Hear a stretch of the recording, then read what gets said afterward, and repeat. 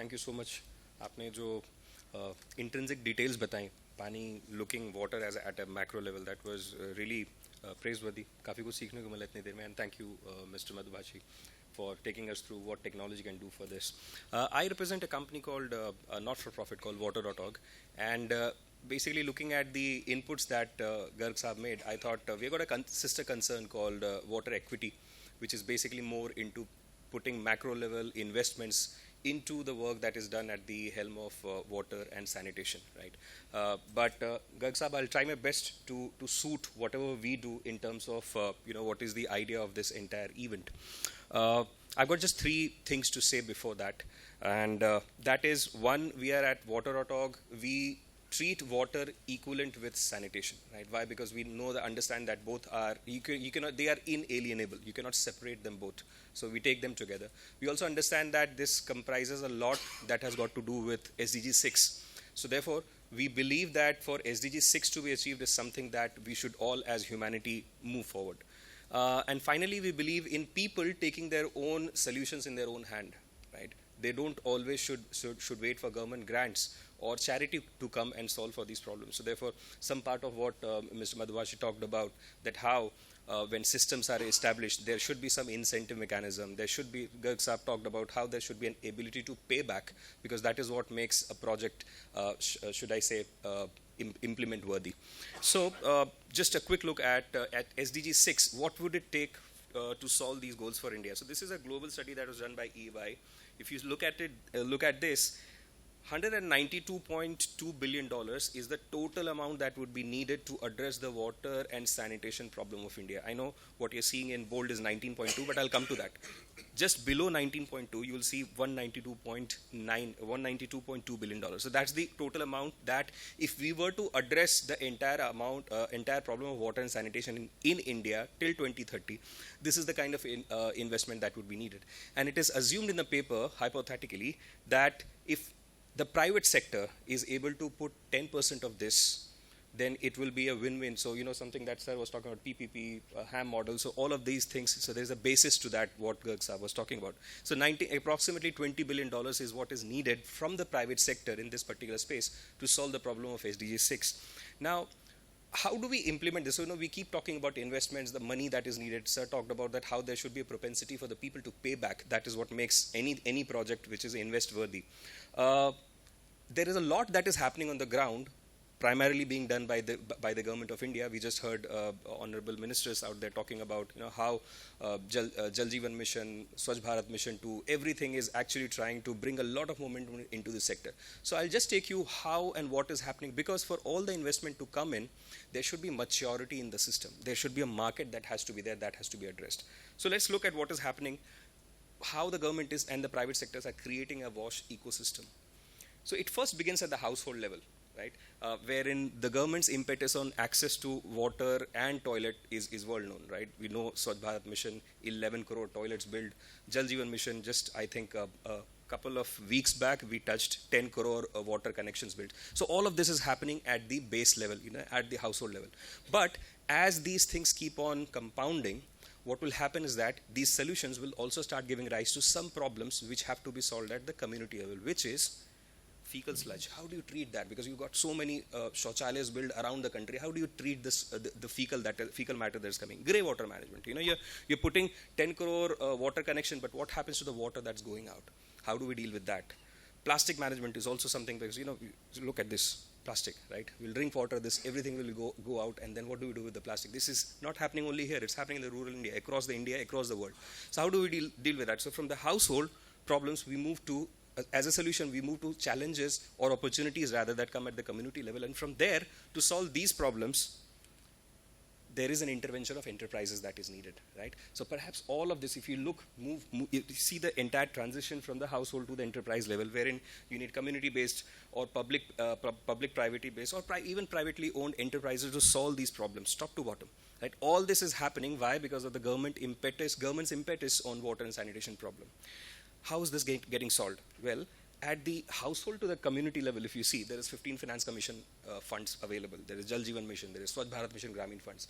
I was attending a meeting 2 days back. Again, Special Secretary and Secretary of Ministry of Jal Shakti were there, and they said that 3.6 lakh crore for SBM and around 1.4 lakh crore for Jal Jeevan Mission is already allocated. Right. So all of this is happening at this level. What is happening at the enterprise level is that there has to be financing opportunities. Organizations like Suez and others, right, who would be talking here, there is an opportunity how they fit in there at the enterprise level. And why? Because if they are there, there is also a need of financing, something for which Water.org and its sister concern Water Equity works on.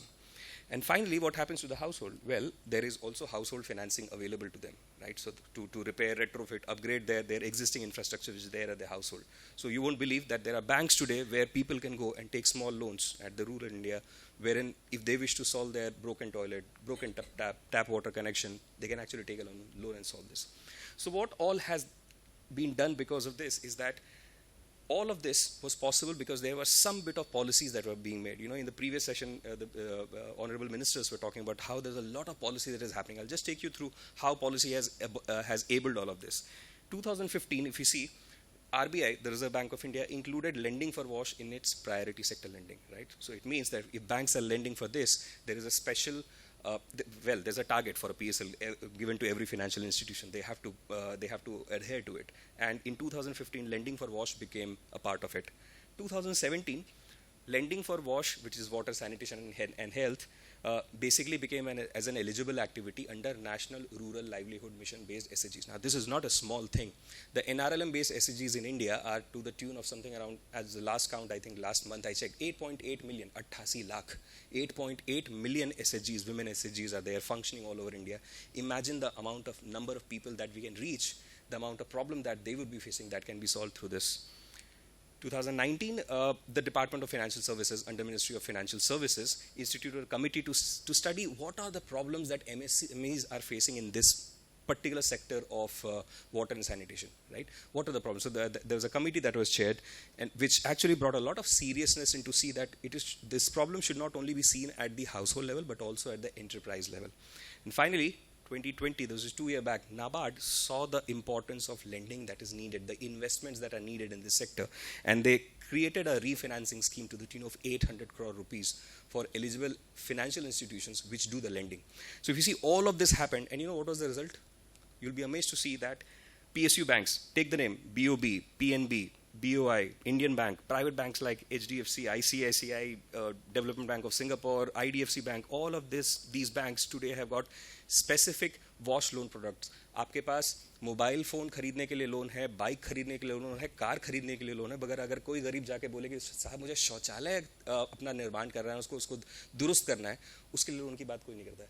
Why? Because we don't understand the latent demand that is there, right? This sort of mobilization of fund is needed for such investments to come in, for the investments to be crowded in.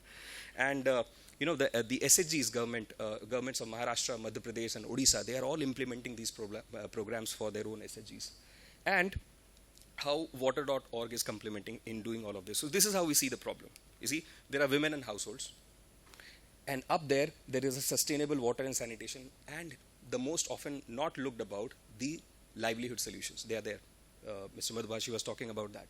And we need to bring accessibility to this. But in between, there's a gap.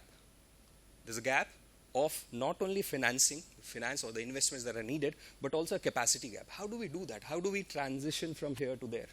Right? Because that's what, end of the day, we all want. Or we all want these investments to work, to create impact.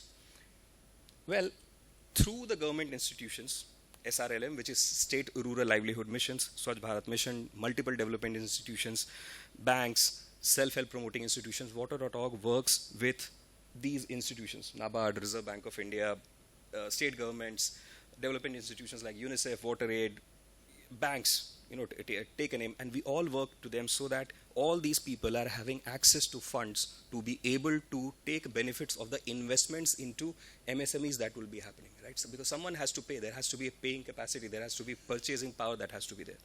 And in doing so, this is what we do.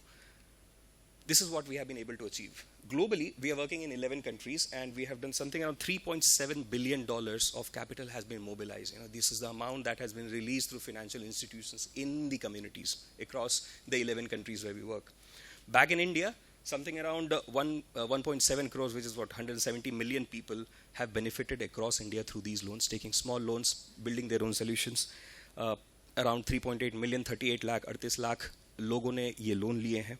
The total lending that has happened is close to $750 million, which is 5,800 crores. The most interesting part, the repayment rate for these loans are an astonishingly 99%, right? It's close to 100%, right? So this is what we do as an organization, right?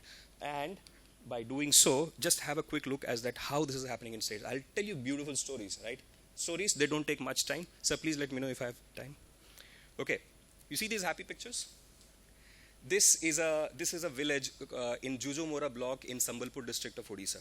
Now they were having a problem. They had all built toilets, which is all single pit toilets. Single pit toilet bhar gaya.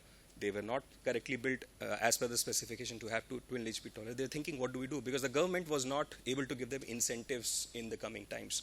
So what they did, we interacted together, we met the village members, we met with UNICEF, who's our partner of implementation in that particular state, sat down and created a problem that, why don't these women take small loans from their own SHGs and solve this problem? By the World Toilet Day, which happened last year, 19th of November 2021, 105 ghar, 105 households in that village became ODF sustainable. They had all sustainable access to sanitation services through this. Madhya Pradesh, something similar happened because in order to, for all these loans to happen, there has to be a government support, right? Because Mr. Madhubhashi again was talking about how government support is also needed. So the government said that fine, for all these loans to happen in the field, we'll start incentivizing the field force, right? Because there should be something for everyone to enjoy. In Maharashtra, something really interesting happened. There are two basic NGOs. One is the government of Maharashtra NGO called MAVIM, Maharashtra Arthik Vikas Mandal. We did an MOU with them.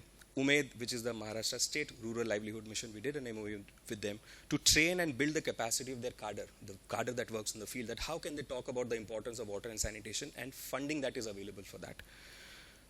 You'll be excited to know that around 175,000 women at the bottom of the pyramid, they took small loans, changed their lives with relation to the access to water and sustainability forever. Today, they have become more charged up. You know what this led to? Well, they say success leads to another success. This is what happened. The State Water Sanitation Mission in Maharashtra, they came together and they said that, hey, can we design livelihood options? I think Suez was talking about how we can have decentralized water, wastewater treatment plants, or places where there is contamination in water. How can that be treated? So they said that why don't we install community water purification plants, right? Which can be run by the government, which can be run by these SHGs in themselves by forming social enterprises. They're not saying that we need a grant for that. They said we'll take small loan. The government should support a bit, and development partners like us will put some money into that, and they will put in their own money. Something that in the finance world we call as blended financing. This was a complete example of blended financing happening in the field. You will see next that how this looks. So this is the plant. These are 15 such plants across the Yavatmal district in Maharashtra, 2 in Telangana, if I remember correctly. And this is all happening with the coordination and consensus of the government, of the development institutions, of these women in the field, and their own spirit to become self-sustainable. With their own spirit that they need the solutions that they want in their own hand. They will not always wait for government to come and solve their problems, right? And finally, this is the work that we do in the field with our team. You see the lovely picture on the towards your right on the second side. This is what is called a loan mela that we do with the women, where the women come and they are educated that how and why water is important in their life, how they can take small loans from their own SHGs or banks or financial institutions and solve these problems. Right? There are a lot of TOT that is happening. Finally, I've got just one slide left. How does it work? What are the possibilities? Because there will be many people who will be hearing and sharing the thoughts here. What happens? So if you see, the center of this is wash financing. At the household level, what all is needed? You need a toilet loan. You need toilet bathing spaces, special needs toilet, additional piped water connection. याद रखिए, जल जीवन mission सिर्फ आपको एक point connection दे रहा है, right? हर घर में आपको लगता है कि केवल एक कनेक्शन से काम चल सकता है. पॉलिसी गाइडलाइन खुद कहती है कि कम से कम 2 से 3 पाइप वाटर कनेक्शन की आवश्यकता होती है, खाने के लिए, नहाने के लिए, धोने के लिए, साफ सफाई करने के लिए. सबके नल के अलग होते हैं. There is no support for that. right? So there's a lot that can happen even in that. There are a lot of MSME participation can happen from that, and the funding is available for that. Water filters at community level, something some work like Suez does, or other such partners does. STP, fecal sludge treatment plants, SLW, solid liquid waste management. These kind of things can happen at community level. Livelihood can be generated through soap manufacturing, ancillary activities happening. पानी है तो हाथ धोएंगे, तो साबुन चाहिए तो साबुन के लिए आप हमेशा वो लक्स या फिर लिरल लेंगे नहीं, right? There are local solutions available in the village. Start using them. There's a lot of livelihood that can happen through that.